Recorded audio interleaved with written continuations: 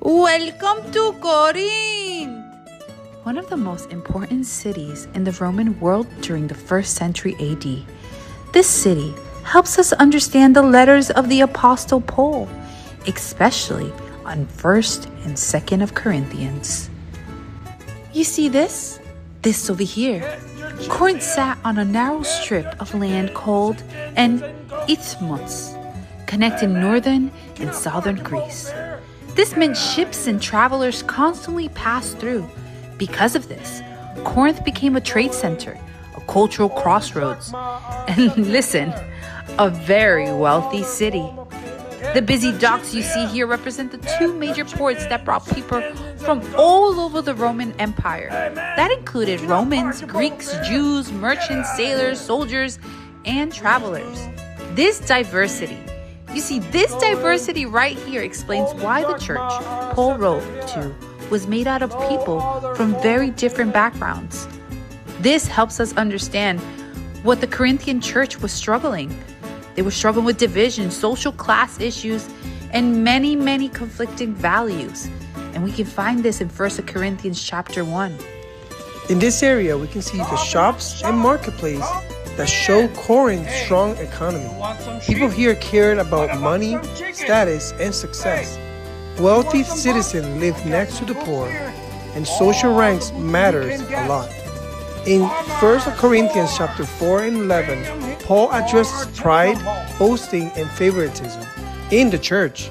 You see, Christians were bringing the city's class system into the church life. Corinth hosted the most famous Isthmian Games. And listen, this was second only to the Olympics.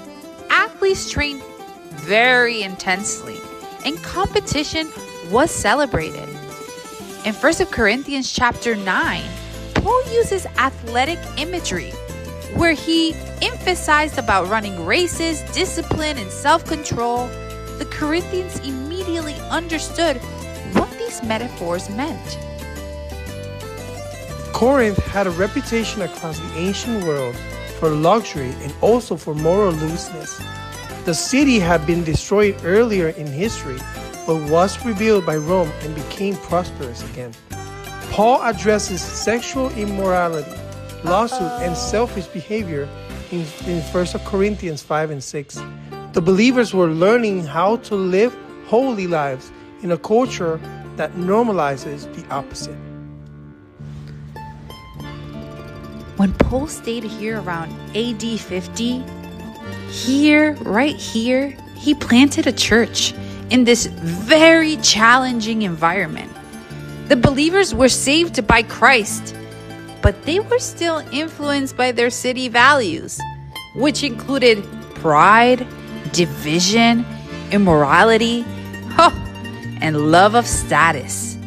See, this background here helps us see that Paul's letters were not random advice, not at all. They were responses to real struggles in a very wealthy, diverse, and morally complex city.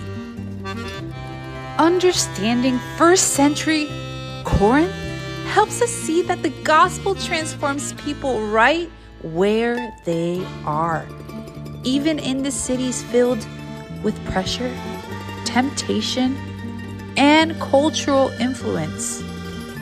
The message to Corinth is still relevant to our world today.